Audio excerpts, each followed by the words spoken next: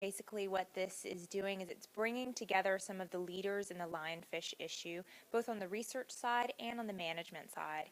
And what we're looking to do is not only bring these groups together, get us talking, but we're also looking to determine where the research and management gaps lie in lionfish and determine what the best methods or what avenues really we should pursue in the future when it comes to the lionfish issue.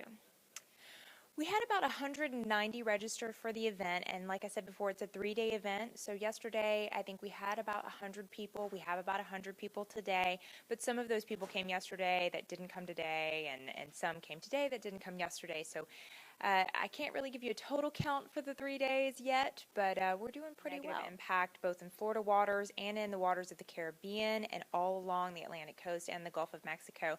This is just one of the many presentations or signs that we have here at the Lionfish Summit. What this one in particular is talking about is basically, how lionfish have moved into some areas and how its impacts are on the other native fish that are in the area.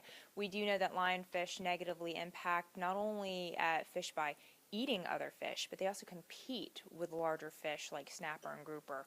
So this is just kind of showing what happens when you have lionfish on a reef to the native fish. And I saw a bumper sticker out there that said, "Save our reefs, eat lionfish." Someone out there actually catches a lionfish. You guys probably prefer they don't eat it, but they actually want them to report it, or what should someone do if they catch one? Well, to address the eating thing, people do eat lionfish, and you can eat them. They're being served more and more in commercially and in restaurants. And they're actually not a bad tasting fish. If they do see them, they can report them to the USGS. We have a couple of places on our website that people can report them, and we're also working on some reporting mechanisms ourselves within the FWC. But mainly what we want people to do when they see them is remove them from the water. That can be using a handheld net, that can be spearfishing, but we definitely want them to try to remove those from the water.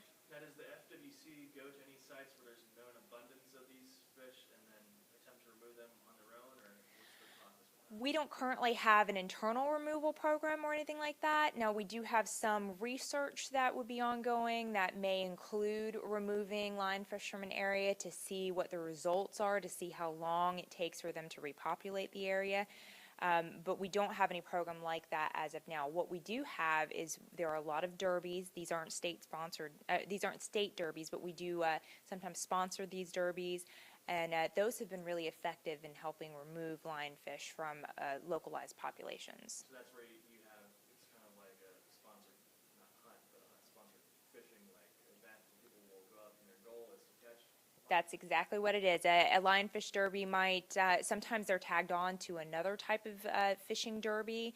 Sometimes they're just lionfish derby. So basically what they do is people usually pay, an entry fee to participate. There's usually prizes awarded, just depending on what the derby is like. But basically the goal is to get out there in the water and get as many lionfish as possible.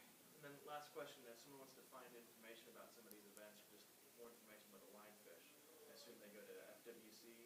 Certainly. You can definitely start at myfwc.com. You can go to fishing and saltwater, and we have some links on there to our lionfish page. There's a lot of other great groups that are working on this issue as well, such as Sea Grant, who is one of our sponsors, and Guy Harvey as well, and Reef, who made this sign right here.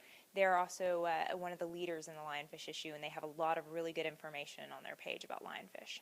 All right. Well, thanks for your time. Thank you. It's a war, and now is the time to get started with different tools. You have the infantry with the spear fishermen, but you need a bigger tool and dispatch the battleships with the commercial side to really make this a go. Thank you.